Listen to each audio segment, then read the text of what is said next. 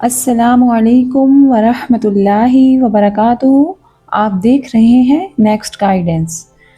عظیم مسلم خواتین کی سیریز میں آج ہم بات کریں گے حضرت اسماء رضی اللہ تعالی عنہا بنت ابی بکر رضی اللہ تعالی عنہ کے بارے میں، جو 100 برس تک اسلام کی شمع کو جلا بخشنے والی خاتون تھیں۔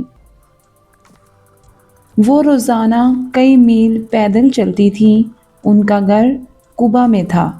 یہ بستی مدینہ منورہ کے قریب واقع ہے۔ وہ کچھ ہی عرصہ پہلے ہجرت کر کے مدینہ منورہ آئی تھیں۔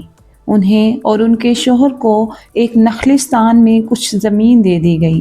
وہ لوگ اس زمین پر کھیتی باڑی کرتے تھے۔ یہ زمین قبا سے 3 فرسخ یعنی کہ 9 میل دور تھی۔ یہ خاتون روزانہ اتنا فاصلہ پیدل طے کرنے کے علاوہ گھر کے سارے کام بھی خود کرتی تھیں۔ شروع میں یہ خاتون آمدنی کم ہونے کی وجہ سے ہر چیز ناپ تول کر خرچ کرتی تھیں۔ ان کی اس عادت کا علم رحمت دو عالم صلی اللہ علیہ وآلہ وسلم کو ہوا تو انہوں نے فرمایا، ناپ تول کر مت خرچ کرو ورنہ اللہ تعالیٰ ناپ تول کر روزی دے گا۔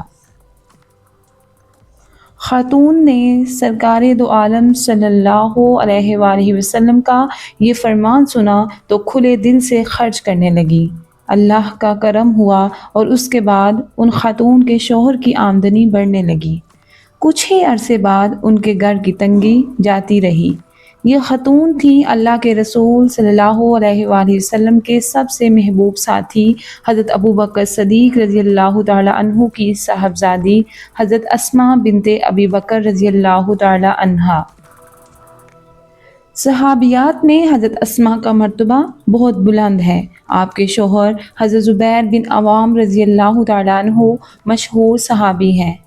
وہ ان 10 صحابہ کرام رضی اللہ تعالیٰ عنہ میں شامل ہیں جن کو اللہ تعالیٰ کے رسول صلی اللہ علیہ وآلہ وسلم نے جنت کی خوشخبری سنا دی تھی۔ ان 10 صحابہ کو عشرہ مبشرہ کہا جاتا ہے۔ حضرت اسماء رضی اللہ تعالیٰ عنہ کے صاحبزادے حضرت عبداللہ بن زبیر رضی اللہ تعالیٰ عنہ بھی صحابی تھے۔ حضرت اسماء رضی اللہ تعالی عنہا کی چھوٹی بہن حضرت عائشہ رضی اللہ تعالی عنہا تو ام المومنین ہے۔ حضرت اسماء بنت ابی بکر رضی اللہ تعالی عنہ ہجرت نبوی سے 27 سال پہلے مکہ مکرمہ میں پیدا ہوئی۔ ایمان لانے والوں میں ان کا نمبر 18واں ہے۔ 13 برس تک مکہ مکرمہ میں دعوت دین دینے کے بعد حضور صلی اللہ علیہ وآلہ وسلم کو اللہ تعالیٰ کی طرف سے ہجرت کا حکم ہوا۔ حضور صلی اللہ علیہ وآلہ وسلم نے بہت رازداری کے ساتھ ہجرت کی تیاری فرمائی اور اس مبارک سفر کے لیے حضرت ابوبکر رضی اللہ تعالیٰ عنہ کو منتخب فرمایا۔ ہجرت کی رات حضور صلی اللہ علیہ وآلہ وسلم کے گھر کے باہر مشرکین کا پہرا تھا، لیکن اللہ تعالیٰ نے ان لوگوں پر غفلت طاری کر دی اور حضور صلی اللہ علیہ وآلہ وسلم اپنے گھر سے نکل کر حضرت ابوبکر رضی اللہ تعالیٰ عنہ کے گھر تشریف لے آئے۔ حضرت ابوبکر رضی اللہ تعالیٰ عنہ آپ صلی اللہ علیہ وآلہ وسلم کا انتظار کر رہے تھے۔ حضرت اسماء رضی اللہ تعالیٰ عنہا نے سفر کا سامان تیار کر رکھا تھا۔ حضور صلی اللہ علیہ وآلہ وسلم تشریف لے آئے تو حضرت اسماء رضی اللہ تعالیٰ عنہا نے کھانے کے تھیلے اور پانی کے مشکیزیں باندھنا چاہا، لیکن فوری طور پر کوئی رسی نہ ملی۔ اس زمانے میں عورتیں اپنے لباس کے اوپر کوئی رومال یا کپڑا کمر کے گرد باندھ لیتی تھیں۔ حضرت اسماء رضی اللہ تعالیٰ عنہا کے پاس بھی ایسا ہی ایک کمر بند تھا۔ انہوں نے کمر بند کے 2 ٹکڑے کیے اور ان کی مدد سے کھانے کے تھیلے اور مشکیزے کو باندھ دیا۔ اس قسم کا کمر بند نطاق کہلاتا ہے۔ حضور صلی اللہ علیہ وآلہ وسلم اس موقع پر حضرت اسماء رضی اللہ تعالیٰ عنہ کو ذات النطاقین کا لقب عطا فرمایا، یعنی 2 کمر بند والی۔ حضور صلی اللہ علیہ وآلہ وسلم اور حضرت ابو بکر رضی اللہ تعالیٰ عنہ کے ہجرت کرنے کے کچھ دنوں بعد حضرت اسماء رضی اللہ تعالیٰ عنہ اپنی سوتیلی والدہ حضرت ام رومان رضی اللہ تعالیٰ عنہ، بہن حضرت عائشہ رضی اللہ تعالیٰ عنہ اور بھائی حضرت عبداللہ بن ابی بکر رضی اللہ تعالیٰ عنہ کے ساتھ ہجرت کر کے مدینہ منورہ آ گئیں۔ حضرت اسماء کے شوہر حضرت زبیر رضی اللہ تعالیٰ عنہ بھی کچھ عرصہ بعد اپنی والدہ حضرت صفیہ رضی اللہ تعالیٰ عنہ جو کہ حضور صلی اللہ علیہ وآلہ وسلم کی پھوپھی تھیں، ان کو لے کر مکہ سے ہجرت کر کے مدینہ منورہ پہنچ گئے۔ ہجرت کے بعد اللہ تعالیٰ نے حضرت اسماء کو ایک بیٹا عطا فرمایا، اس کا نام انہوں نے عبداللہ رکھا۔ حضرت اسماء رضی اللہ تعالیٰ عنہ کی والدہ کا نام قتیلیہ تھا، وہ مسلمان نہ ہوئی تھیں۔ ہجرت کے بعد ایک بار قتیلیہ مدینہ منورہ آئیں اور انہوں نے حضرت اسماء رضی اللہ تعالیٰ عنہ سے کچھ رقم مانگی۔ حضرت اسماء رضی اللہ تعالیٰ عنہ نے ان کی مدد کرنا چاہتی تھیں، لیکن ان کے مسلمان نہ ہونے کی وجہ سے سوچ میں پڑ گئیں۔ پھر وہ حضور صلی اللہ علیہ وآلہ وسلم کے پاس گئیں اور ان کو ساری بات بتا کر پوچھا کہ میں کیا کروں۔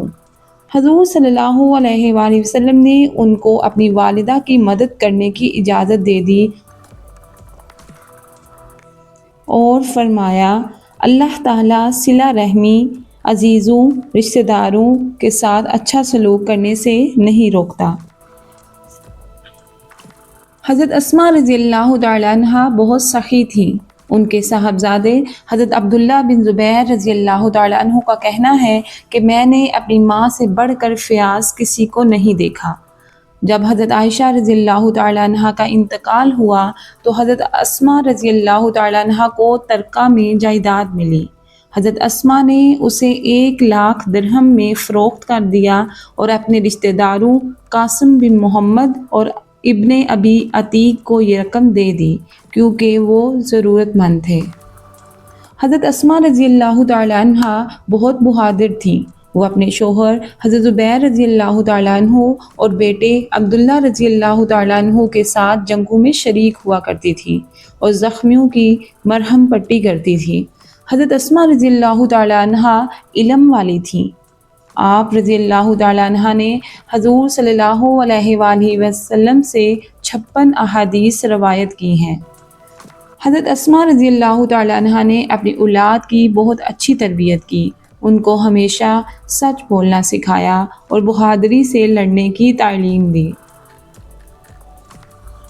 یہی وجہ تھی کہ حضرت عبداللہ بن زبیر رضی اللہ تعالیٰ عنہ نے جس بات کو حق سمجھا اس کے لیے زندگی کی آخری سانس تک لڑتے رہے۔ ان کے اندر یہ جوش و جذبہ پیدا کرنے والی ان کی بہادر ماں سیدہ اسماء بنت ابی بکر رضی اللہ تعالیٰ عنہ تھی۔ 692 میں خلیفہ عبد الملک بن مروان کے سپہ سالار رحجاج بن یوسف کے لشکر نے خلافت کے دعوے دار عبداللہ بن زبیر رضی اللہ تعالیٰ عنہ کو حرم مکہ میں محصور کر رکھا تھا اور ان کے اپنے بھی ساتھ چھوڑ گئے تھے۔ جب عبداللہ بن زبیر رضی اللہ تعالیٰ عنہ کو نے دیکھا کہ وقت کی گردش ان کے خلاف ہے، لوگوں کی اکثریت ان کے مشن کی مخالف ہو گئی ہے اور لوگوں کی نگاہ میں ان کی کوئی وقعت باقی نہیں رہی، تو انہیں اپنی سبکی محسوس ہوئی۔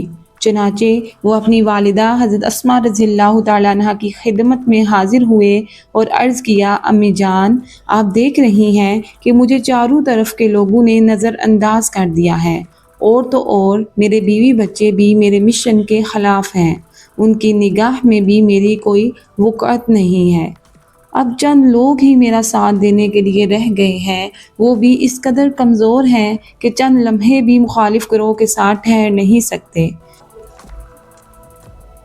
اگر آج میں اپنے مشن سے دستبردار ہو جاؤں تو مجھے معاشرے میں ہاتھوں ہاتھ لیا جائے گا، میں ساری بے رخ نگاہوں کا مرکز بن جاؤں گا، دنیاوی مال و متاع سے مالا مال کر دیا جاؤں گا اور میرے جانی دشمن میرے غم گسار و ہمدم بن جائیں گے۔ پھر ایسی صورت میں مجھے کیا کرنا چاہیے؟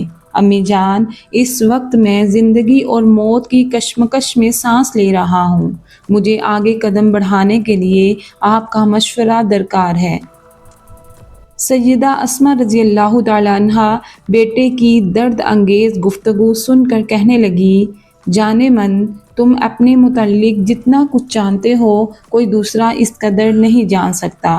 اگر تمہیں اپنے طور پر کلی اطمینان ہے کہ تم جس بات کی طرف لوگوں کو دعوت دے رہے ہو اس پر تم حق پر ہو اور تمہارے مقابل ناحق ہیں، تو پھر اپنی دعوت سے باز مت آؤ اور قدم آگے کی جانب بڑھاتے چلے جاؤ۔ پست ہمتی کا ثبوت ہرگز نہ دو اور اپنی گردن کو اتنی ڈھیلی مت کر دو کہ بنو امیہ کے بچے تمہارے سر سے کھلواڑ کریں، اور اگر تمہیں یہ سب کچھ دنیاوی مال و متاع کے لالچ میں کر رہے ہو تو پھر تم ایک بدترین آدمی ہو۔ تم نے خود کو اور اپنے ساتھیوں کو تباہ و برباد کر ڈالا، اور تمہارے جو ساتھی قتل کر دیے گئے ہیں ان کے قتل کے ذمہ دار تم اور صرف تم ہو۔ اور اگر تمہاری رائے یہ ہے کہ تم حق پر تھے مگر جب تمہارے ساتھ دین والے کمزور پڑ گئے تم نے ہمت ہار کر سر تسلیم خم کر دیا، تو پھر یہ آزاد لوگوں کی شان نہیں اور نہ ہی اہل دین کا شیوا۔ آخر اس دنیا میں تمہاری زندگی کتنی ہے؟ ندامت و ذلت کے ساتھ زندہ رہنے سے عزت کے ساتھ قتل ہو جانا بہتر ہے۔ اللہ کی قسم، عزت و شان میں تلوار کی ضرب کھانا مجھے ذلت و رسوائی کی حالت میں کوڑا کھانے سے زیادہ محبوب ہے۔ ماں کی ایمان افروز تقریر سن کر حضرت عبداللہ بن زبیر رضی اللہ تعالیٰ عنہ نے کہا، مجھے خدشہ ہے کہ اگر میرے دشمن مجھے قتل کر دیں گے اور میرا مسئلہ کریں گے۔ حضرت اسماء رضی اللہ تعالیٰ عنہا نے فرمایا، بیٹے، بکری کے ذبح ہو جانے کے بعد اس کی چمڑی ادھیڑنا اس کے لیے کسی تکلیف کا باعث نہیں ہوتا، اس لیے قتل کے بعد تمہاری لاش کی جتنی بے حرمتی ہو تمہیں کوئی تکلیف نہیں ہوگی۔ یہ سن کر حضرت عبداللہ بن زبیر رضی اللہ تعالیٰ عنہ آگے بڑھے اور اپنی ماں کے سر کا بوسہ لیا اور کہنے لگے، اللہ کی قسم، یہی میری رائے بھی ہے۔ جس دعوت کا علم میں نے سر بلند کیا تھا آج تک اسی کی سربلندی کے لیے کوشاں ہوں۔ میں نے کبھی دنیا کو تحسین کی نگاہ سے نہیں دیکھا اور نہ آج دنیاوی حرص و طمع کی میرے اندر کوئی گنجائش ہے۔ میں نے وقت کے حکمرانوں کے خلاف جو جنگ چھیڑ رکھی ہے اس کا سبب میری دینی حمیت ہے، کیونکہ ان کے دور میں اللہ تعالیٰ کی محرمات کی پامالی ہو رہی ہے اور انہیں جائز ٹھہرا لیا گیا ہے۔ پھر گویا ہوئے امی جان، میں نے اپنے مشن سے متعلق آپ کی رائے لینا مناسب سمجھا۔ الحمدللہ آپ کی ایمان افروز گفتگو نے میری بصیرت میں مزید اضافہ کر دیا۔ امی جان، آج میں قتل ہونے والا ہوں، میرے قتل پر غمزدہ نہ ہونا، اپنا معاملہ اللہ کے حوالے کر دینا، کیونکہ آپ کے صاحبزادے نے کبھی کسی منکر و ناجائز کام کرنے کا ارادہ تک نہیں کیا اور نہ کسی غلط اور اخلاق سے گری ہوئی بات میں ملوث ہوا۔ میں نے اللہ کی سلطنت میں کبھی ظلم و استبداد کو نہیں سراہا، امن و امان کا جھانسا دے کر کسی پر دست درازی نہیں کی، کسی مسلمان یا غیر مسلم پر زیادتی کو روا نہیں رکھا۔ میرے اعمال کی طرف سے ظلم و زیادتی کی جب بھی مجھے شکایت ملی، میں نے مظلوموں کی بھرپور تائید کی اور ان کے حقوق دلوائے۔ میں نے کبھی رضائے الہی پر اپنی خواہش کو ترجیح نہیں دی، بلکہ ہمیشہ اللہ کی رضا کو اپنی خواہش پر مقدم رکھا۔ اے اللہ، یہ سب باتیں میں اپنی ذات کے تزکیہ کے لیے نہیں کہہ رہا ہوں، میں جو کچھ کہہ رہا ہوں اس سے تو بخوبی واقف ہے، بلکہ میں یہ سب کچھ اپنی ماں کو تسلی دینے کے لیے کہہ رہا ہوں تاکہ وہ مجھے پہنچنے والی مصیبت کو بھول جائے۔ یہ تعزیت بھرے الفاظ سن کر حضرت عبداللہ بن زبیر رضی اللہ تعالیٰ عنہ کی والدہ کہنے لگیں، مجھے اللہ تعالیٰ سے امید ہے کہ اگر تم مجھ سے پہلے اللہ کے پاس چلے گئے تو تمہارے بارے میں میری تعزیت اچھی ہوگی۔ البتہ اگر میں تم سے پہلے انتقال کر گئی تو میرے دل میں یہ خلش بہرحال باقی رہے گی کہ میں تمہارے مشن کا انجام نہ دیکھ سکی۔ پھر حضرت عبداللہ بن زبیر رضی اللہ تعالیٰ عنہ اپنی ماں سے دعا کی درخواست کرتے ہوئے ان کے پاس سے روانہ ہو گئے، اور اسی روز انہیں حجاج بن یوسف اور ان کے ساتھیوں نے قتل کر دیا۔ حضرت اسماء رضی اللہ تعالیٰ عنہا نے اس موقع پر صبر اور ہمت سے کام لیا۔ بیٹے کی شہادت کے کچھ عرصہ بعد آپ رضی اللہ تعالیٰ عنہ بھی وفات پا گئیں۔ آپ نے 100 برس کی عمر پائی۔